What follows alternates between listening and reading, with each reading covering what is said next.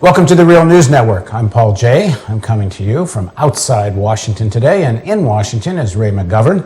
Was a 27-year veteran analyst of the CIA. He used to do White House briefings during the Reagan administration.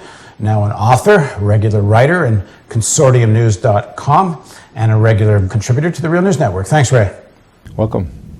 So 7 years ago, the Downing Street memo meetings took place that gave rise to the famous or infamous memo. President Obama has said that the issue of criminal offenses that might have been committed during the previous administration, one reads into that, by the leaders of the previous administration, President Bush, Vice President Cheney, that this is in the hands of the Attorney General, and he'll decide whether or not criminal offenses have occurred. And most of the focus has been on torture cases, but I've always thought the bigger issue is waging an illegal war. So Ray, take us back. Tell us, what are the Downing Street memos, and do they suggest that there should be an investigation into the potential of criminal charges against Bush and Cheney for waging a war in Iraq?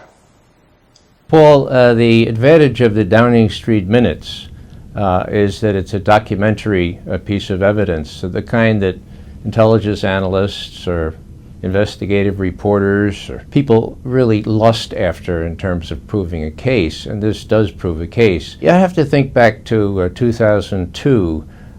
Blair was in Crawford, Texas. He committed himself to do whatever Bush decided with respect to war, and then he got a little bit worried. You know, Bush was on the phone with him every other week or so, and Blair was hearing these braggadocio-type things about what we're going to do to Saddam and why, and he wanted to check that out. And what better way to check it out than send his intelligence chief to meet with his opposite number, George Tenet, who at that time was head of the CIA, and meeting with Bush 6 mornings a week with the president's daily brief.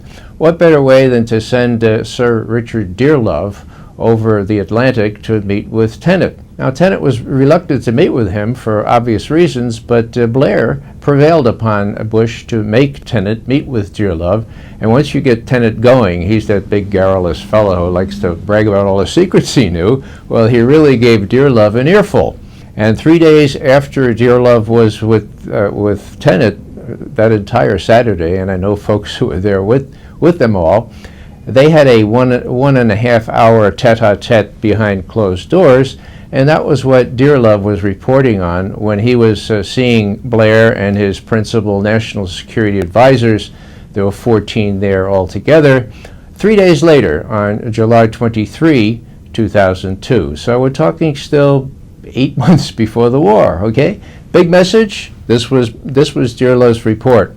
The president has decided that war is inevitable to remove Saddam Hussein for regime change. The war will be justified by the conjunction of terrorism and weapons of mass destruction. A translation from the British, we're going to say that Saddam Hussein has all manner of weapons of mass destruction and that he's likely to give them to Al-Qaeda or the terrorists. And then the crowning sentence, but the intelligence and facts are being fixed around the policy. Fixed the policy. I mean, there it is in black and white. That is the cardinal sin of intelligence analysis. You don't fix the facts around the policy. You give them the facts, and if they want to do a stupid policy, well, your conscience is clean. You've told them what you think about the world. And so what happened was there was a little discussion there, and it's really quite interesting on several counts. One is that the foreign secretary, who was getting a more sensible view from Colin Powell, upped and said, well, you know, the evidence is very thin, weapons of mass destruction. But you know what we can do? Here's an idea. We'll serve an ultimatum on Saddam Hussein. We will propose the most intrusive inspection regime in the history of the world. We'll crawl all over his palaces. We'll interview his scientists one-on-one. And he's sure to reject that, and then we'll have a casus belli. Then we'll have a better reason to go to war, okay? And the head of the Attorney General, Sir Lord Goldsmith, says, yeah, that would be better because regime change, that doesn't do it from a legal standpoint to start a war. So it's much better to have something like that. It's like a bunch of mafia in northern New Jersey. It was really, really incredible, and there it is in black and white. Now, One of the interesting things here, Paul, is the inspection thing. Bear in mind that Dick Cheney was unalterably opposed to letting the UN inspectors go back into Iraq. He said so in his major speech before the war, of course. That speech was August 26, 2002. And he ridiculed the notion that there should be UN inspectors because that just gives us a false sense of security, said Cheney. But the battle was waged, Blair and Dearlove against Cheney, and Bush was persuaded, in order to get British support for this war of aggression, that he needed to say, okay, we'll propose this ridiculous regime, and Saddam will refuse it. That's the way we'll go into Iraq. Now, what does Saddam do? He's too clever, cleverer than half by these other guys. What he does is say, all right, come on in. You can interview my scientists one-on-one. We won't insist on a minder there. You can crawl over my palaces. Just, please put the cap back on the toothpaste. Do whatever you want. And that's what happened from the end of November 2002 until the 17th of March 2003. The UN inspectors were crawling all over Iraq. Now, I remember Carl Levin, a ranking member at the time of the Senate Armed Services Committee, saying to George Tenet, the head of the CIA, they're not finding anything. Are you giving them the best information you have about weapons of mass destruction? And Tenet, swearing on a Bible, yeah, he was giving them the best information. And for once, Tenet was telling the truth, because the best information revealed, the best, in quotes, revealed no weapons of mass destruction. So what happens? Well, George Bush entertains the Prime Minister of Spain 4 weeks before the war and tells him, well, we're going to go in there no matter what. He has discussions with Blair, and this is again recorded in the document that we have. He has discussions with Blair on the 31st of January 2003, in which he says, we're going to have to figure some other way to justify this. Well, I know what we'll do. We'll get a U-2 airplane, we'll paint it with UN colors, and we'll fly it over to attract Iraqi anti-aircraft fire or missiles, and then we'll have a casus belli. Or, no, this might be a good idea. We'll get one of those Iraqi scientists to come out and tell us about all the bad things that are going on. Well, a third one could be, we could get Saddam Hussein assassinated. What do you think, Tony? That's in the document. That was the 31st of January 2003. Meanwhile, my old colleagues at the CIA had success in recruiting, guess who? The Iraqi foreign minister. Not the former Iraqi foreign minister, but the foreign minister in place who Saddam Hussein thought was working for him. He was working for us. He was reporting to us in the summer of 2002, and what he said was that there aren't any weapons of mass destruction. When George Bush was told that by Tenet and his chief lieutenants, George Bush said, he's just lying, okay? Then the British gave us access to the head of Iraqi intelligence, not the former head of Iraqi intelligence, but a fellow named Haboush, and he told us the same thing. He said, look, there aren't any weapons of mass destruction.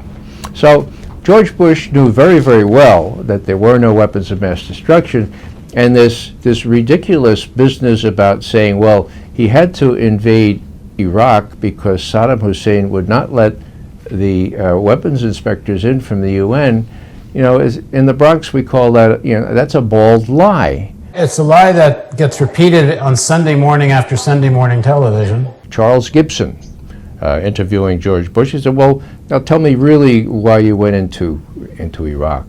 And he said, well, Saddam Hussein wouldn't allow the UN inspectors in, and so I had to go in. And Charles Gibson listened respectfully.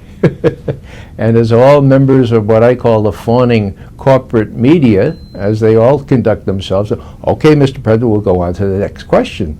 False on its face. George Bush in 2003, 2004, 2006, 2007, and then at the end of last year, felt it necessary to repeat that lie, and he was never once called on it. So that's what Bob Perry of Consortium News and I call faux history. It's sort of, it might make the history books for all we knew, but the fable is that George Bush and Tony Blair had to go into Iraq because Saddam Hussein would not let the weapons inspectors in. Now, one last little footnote there.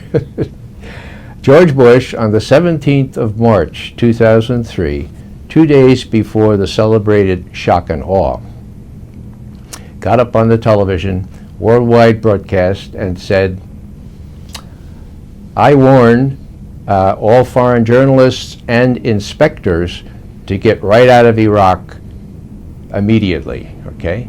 That's when he gave the ultimatum for Saddam and his two sons to leave, leave Dodge right away. And so here's the president himself, 2 days before the invasion, saying, I warned the UN inspectors to get out.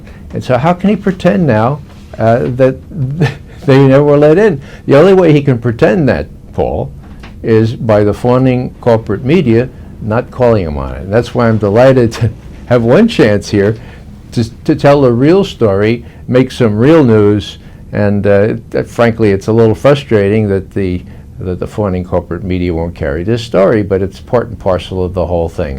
When you look at what happened there, you take the Attorney General, Lord Goldsmith, in London. He had already ruled that regime change is not an adequate juridical justification for an attack on Iraq. And he had ruled it again before the war. And then NSC lawyers descended upon London, and guess what?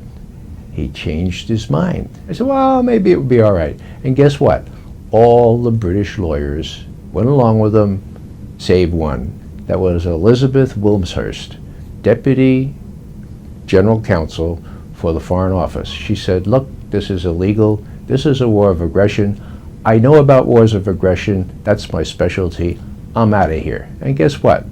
When I made a little speech at Oxford in January at an Oxford forum, I mentioned Elizabeth Wilmshurst, and I could see that none of the hundreds of people recognized the name. And I said, you know about Elizabeth Wilmshurst, do you not? Not one raised their hand. And there you have it. The fawning corporate media is a transatlantic phenomenon. In London as well, it's very, very hard to get the real news.